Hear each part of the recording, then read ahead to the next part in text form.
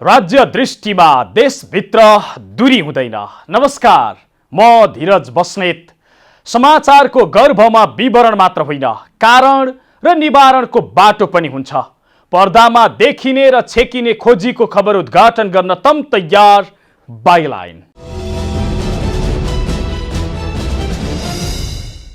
दर्शकवृन्द, फेरि सिन्धुपाल्चोक रोएको छ। हरेक बर्खायाममा विपत्ति भोग्दै आएको सिन्धुपाल्चोक फेरि प्रताडित भएको छ। मंगलबार रातिदेखि आएको बाढीका कारण हेलम्बु माथिदेखि मेलम्ची तलसम्मको करिब 40 किलोमिटर क्षेत्र पुरै डुबानमा परेको छ। हजारौं रोपनी जमिन बगरमा परिणत भएको छ भने सयौं घरहरू बालुवामा मिसिएका छन्। स्थानीय पुरिएको आफ्नो घर हेरेर केवल टोलाइरहेका छन्। बिहिबार बिहानबाट कम भएको मेलम्ची फेरि दिउँसो उर्लिएर आएपछि अहिले फेरि स्थानीयमा त्रास बढेको छ। अलिअलि बचेका घर जमिन पनि बगरमा परिणत हुने भयो भन्दै अत्तालिएका छन्। स्थानीय यस्तो आपतमा फसिरहँदा साइरन बजाउँदै मेलम्ची पुगेका नेता र मन्त्रीहरूले पीडितलाई राहत दिन त परको कुरा, उनीहरूको दुखेसो समेत सुनेनन्। बरु उल्टै बजार जाम गरेर उनीहरूलाई सामान निकाल्न समेत सकस बनाइदिए। आज हामी कार्यक्रममा मेलम्चीमा बिहिबार दिउँसो फेरि उर्लिएको बाढीसँगै स्थानीयमा बढेको त्रास र नेताहरू पुगेपछि नपाएको राहतको विषय देखाउँदैछौँ। कार्यक्रमको सुरुमा फेरि मेलम्ची उर्लिएपछि स्थानीयमा बढेको त्रास देखाउँदैछौँ। मेलम्चीमा बिहिबार आएको बाढीले मात्रै 13 जना बेपत्ता बनाएको छ भने 3 जनाको शव भेटिएको छ, जसमा 2 जना चिनिया र 1 जना भारतीय नागरिक छन्।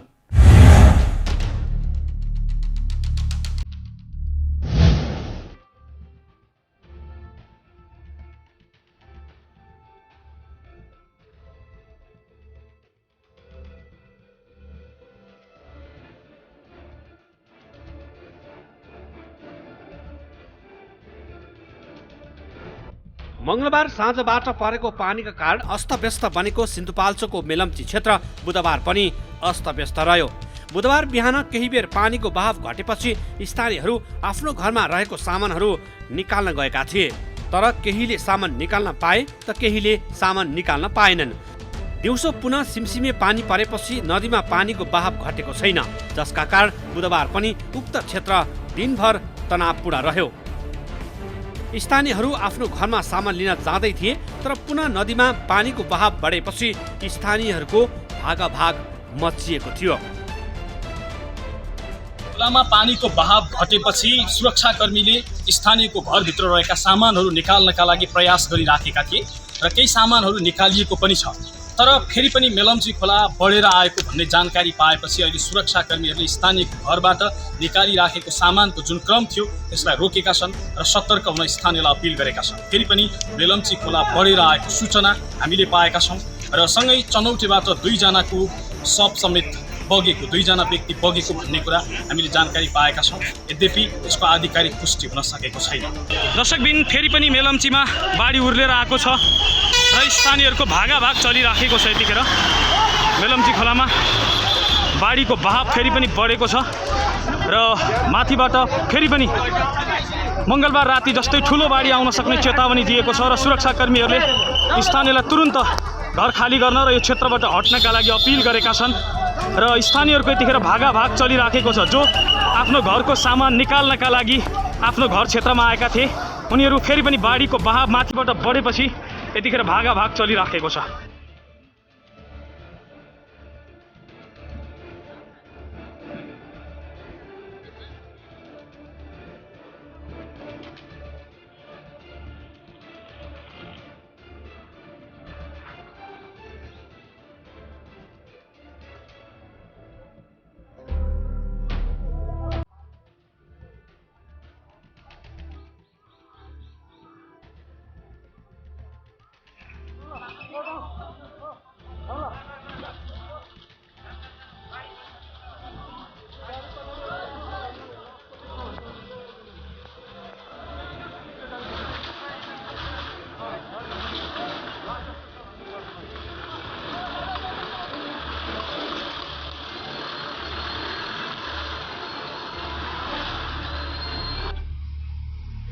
अहिले उक्त क्षेत्रमा ठूलो संख्यामा नेपाली सेना, नेपाल प्रहरी, सशस्त्र प्रहरीको टोलीले उद्धार कार्यलाई जारी राखेका छन्। बुधबार बाढीका कारण सिन्धुपाल्चोकमा ज्यान गुमाएका 2 जना चिनिया नागरिकको शव फेला परेको छ। चिनिया नागरिक 22 वर्षीय गोङ त्यान्जियो र 48 वर्षीय युची झुको पहिचान खुलेको जिल्ला प्रहरी कार्यालय सिन्धुपाल्चोकले जनाएको छ। गोङ त्यान्जियोको शव इन्द्रावती गाउँपालिका 11 स्थित नदी किनारमा फेला परेको थियो। बाढीले बगाएर लगेको युची झुको शव सिन्धुलीमा फेला परेको थियो। जल तथा मौसम विज्ञान विभागले अझै केही दिन पानी पर्ने अनुमान गरेकाले मेलम्ची बजारको तटीय क्षेत्रमा गएका बासिन्दाहरूलाई सुरक्षित स्थानमा जान आग्रह गरिएको छ। बुधबार बिहान पानी पर्न छोडेपछि स्थानीय बासिन्दा डुबानमा परेको आफ्नो घर भएको ठाउँमा जान थालेका थिए, तर प्रहरीले जोखिम रहेको कारण अहिले जान रोकेको छ। मंगलबार सिन्धुपाल्चोकको हेलम्बु गाउँपालिका 1 नाकुते भन्दा 500 मिटर माथि पहिरो जाँदा मेलम्ची नदीमा बाँध बनेको र पछि उक्त बाँध फुट्दा ठूलो बाढी आएको थियो। बाढीले हेलम्बु र मेलम्ची नगरपालिकामा भएको डुबानले जनधनको क्षति गरेको छ। राष्ट्रिय विपद न्यूनीकरण तथा व्यवस्थापन प्राधिकरणका अनुसार सिन्धुपाल्चोकमा बाढीले बगाएर 16 जना बेपत्ता भएका छन्।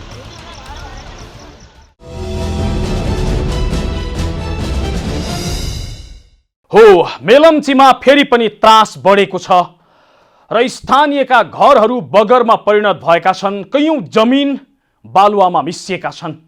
अवस्था यस्तो दर्दनाक छ, तर हाम्रा देशका नेताहरू केवल रमिता हेर्न गए जसरी रमिते बनेर फर्किएका छन्, न कि राहत दिने काम गरेका छन्। हामी कार्यक्रममा नेताहरू गएपछि स्थानीयले शास्ति पाए कि राहत तो देखाउनेछौँ, तर एकैछिनको विश्रामपछि। दर्शकवृन्द, आज हामी बाइलाइनमा मेलम्चीमा बिहिबार दिउँसो फेरि उर्लिएको बाढीसँगै स्थानीयमा बढेको त्रास र नेताहरू पुगे पनि स्थानीयले नपाएको राहतको विषय देखाइरहेका छौँ। स्थानीय त्रसित छन् र स्थानीय एक प्रकारले ठूलो आहतमा छन् यतिखेर। तर साइरन बजाउँदै गएका नेताहरू सभामुखदेखि स्वास्थ्य मन्त्रीसम्म केवल त्यहाँ रमिते बनेर फर्किए। स्थानीयले उनीहरूबाट कुनै राहत त परेको कुरा, सामान्य आश्वासन समेत पाउन सकेनन्। स्थानीय भन्छन्, हामीलाई नेता आउँदा झनै बढी शास्ति भयो, झनै बढी तनाव भयो।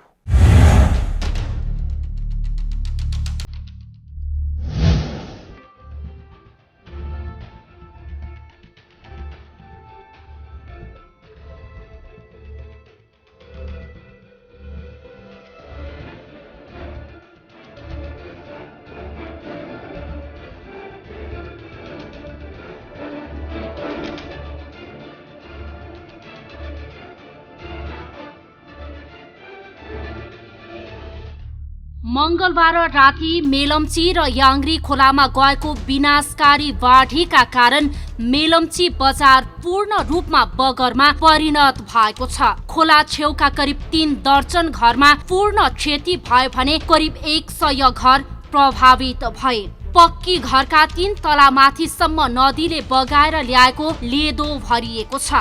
बाढीले 2 वटा पक्की पुल बगाउनुका साथै 3 वटा झोलुङ्गे पुल समेत बगाएको छ। बाढीका कारण विपदमा परेकाहरूलाई राहत र उद्धारका लागि विभिन्न टोली उक्त बाढी प्रभावित क्षेत्रमा पुगेका छन्। विभिन्न सङ्घ संस्था तथा व्यक्तिहरू राहत सामग्री लिएर मेलम्ची पुगेका छन् र राहत बाँडिरहेका छन्। तर संघीय सरकारका मन्त्रीदेखि सभामुख समेत उक्त बाढी प्रभावित क्षेत्र निरीक्षणका लागि मेलम्ची पुगे पनि उनीहरूले पीडामा रहेका बाढी पीडितहरूलाई सामान्य आश्वासन समेत दिन भ्याएनन्। यसो पुगे र त्यहाँको अवस्था हेरे र फर्के। बाढी पीडितहरूले नेताहरू आएर आफूहरूलाई सामान्य आश्वासन समेत नदिएको गुनासो गरेका छन्।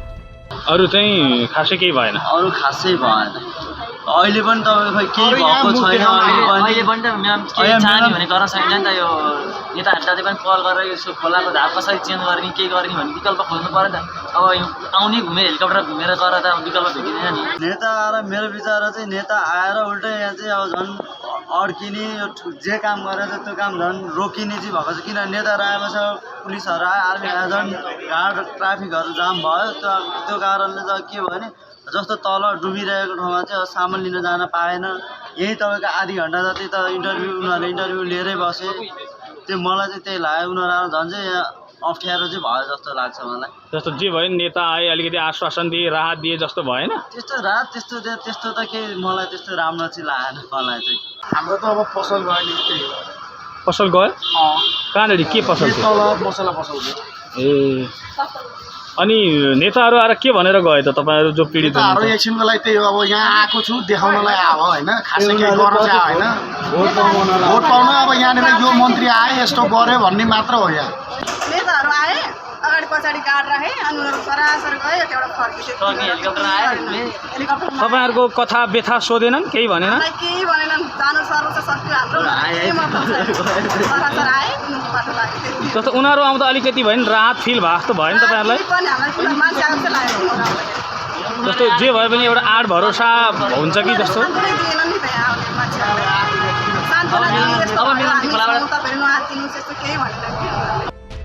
मंगलबार उक्त क्षेत्रमा यस्तो विपद आइलागेपछि स्थानीय नेतादेखि काठमाडौँबाट सभामुख अग्निप्रसाद सापकोटा, स्वास्थ्य मन्त्री शेरबहादुर तामाङ लगायतका नेताहरू बाढीले पुर्याएको क्षति निरीक्षणको लागि मेलम्ची पुगेका थिए। सभामुख सापकोटा र मन्त्री तामाङ सोही जिल्लाका जनप्रतिनिधि हुन्। बुधबार हेलिकप्टरबाट गरेको निरीक्षणका क्रममा 5 पोखरी थाङपाल गाउँपालिका वडा नम्बर 3 भोताङ स्थित लाङटाङ राष्ट्रिय निकुञ्जमा पर्ने लार्के भन्ने ठाउँमा ठूलो पहिरो गएको र त्यसैले मेलम्ची नदी थुनिदा मेलम्ची बजारमा यो विपद परेको स्थानीय प्रशासनले ठहर गरेको छ। बाढीका कारण अहिले मेलम्चीको बजार क्षेत्र पूर्ण रूपमा क्षतिग्रस्त बनेको छ। हराइरहेकाहरूको अवस्था अझै अज्ञात छ। अझै केही दिन पानी पर्ने भएका कारण अवस्था केही दिन थप कष्टकर हुने विज्ञहरूको अनुमान छ।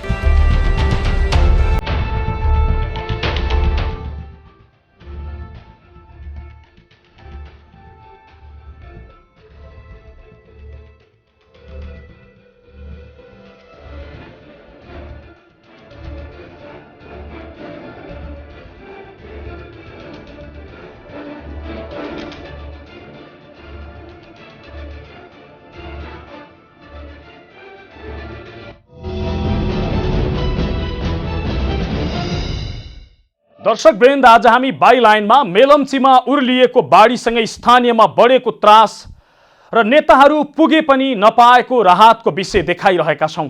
सँगै मेलम्चीमा 2071 सालदेखि 2078 सालसम्म निरन्तर रूपमा प्रकृतिले सताइरहेको प्रसङ्ग पनि देखाउँदैछौं। पछिल्लो 7 वर्षमा सिन्धुपाल्चोकमा 4000ले ज्यान गुमाएका छन् प्राकृतिक विपत्तिकै कारण। 2072 को भूकम्पमा परेर 3000 भन्दा धेरैले ज्यान गुमाए र बाँकी 1000ले बाढी पहिरोमा परेर ज्यान गुमाएका छन्। यस्तो लाग्छ सिन्धुपाल्चोक प्रकृतिले शरापेको ठाउँ हो र पटक पटक प्रकृतिले यातना दिइरहने भूगोल हो।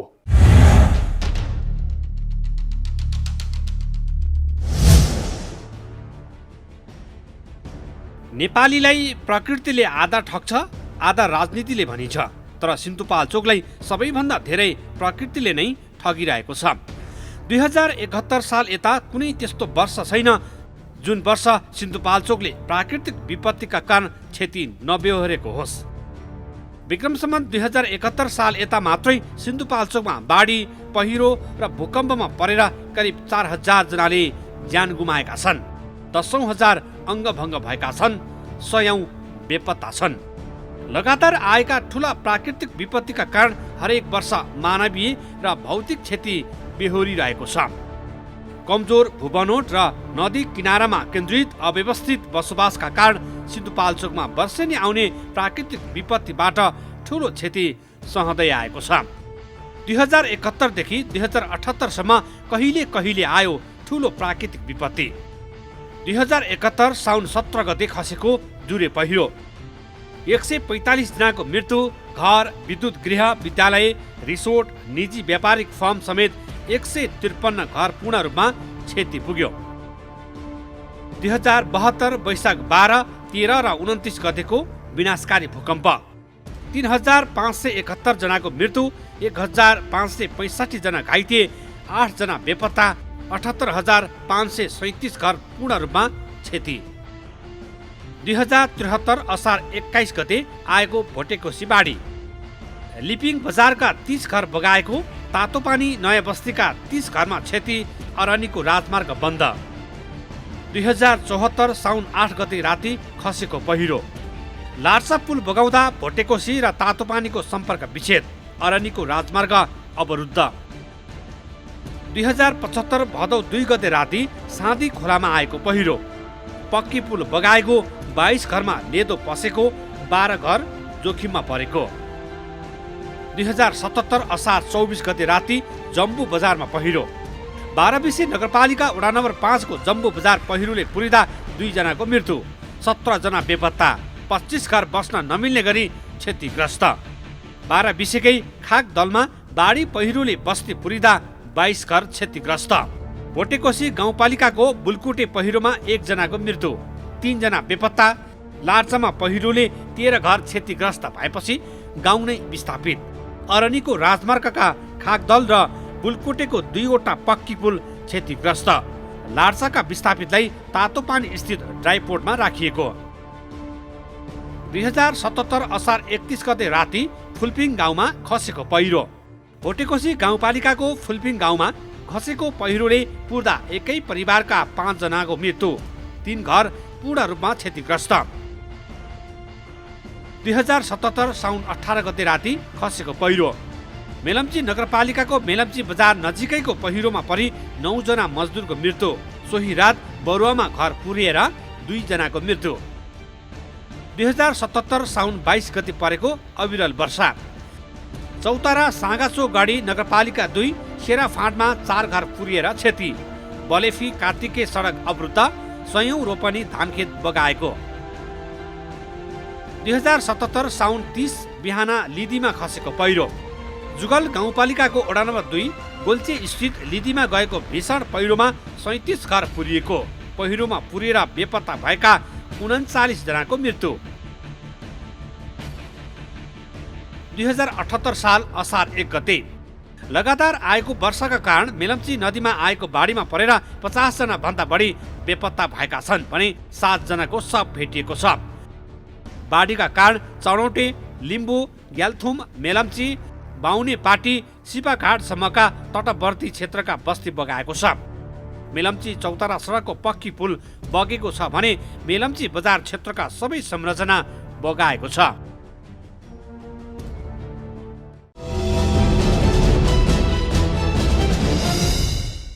हो, सिन्धुपाल्चोक यतिखेर प्रताडित छ र उसलाई सबैको साथको आवश्यकता छ। जसले जति सकिन्छ उति सहयोग गरौँ, जसले जसरी सकिन्छ उसरी सहयोग गरौँ। र सबैभन्दा महत्त्वपूर्ण कुरा चाहिँ देश चलाउने जिम्मा लिएको सरकारले र देश चलाउने जिम्मा लिएका राजनीतिक दलहरूले विशेष ध्यान दिउन्, न कि रमिते बनेर रमिता हेरेर फर्किने मात्रै काम नगरून्। हजारौं रोपनी जमिन बगरमा परिणत भएको छ, 100औं परिवारको बिल्लीबाट भएको छ। यसतर्फ बेलैमा राज्यले ध्यान दियोस्। हौस् त, आजलाई मेलम्चीमा बिहिबार दिउँसो फेरि उर्लिएको बाढीसँगै स्थानीयमा बढेको त्रास र नेताहरू पुगे पनि स्थानीयले नपाएको राहतको प्रसङ्ग यति नै। मुलुकको माटो जहाँ छोए पनि राष्ट्र एकैचोटि जागरुक हुन्छ। यो दूरीविहीन आचरण नै समाचारको मूलधार बाइलाइन अर्थात् जिम्मेवार पत्रकारिता। नमस्कार।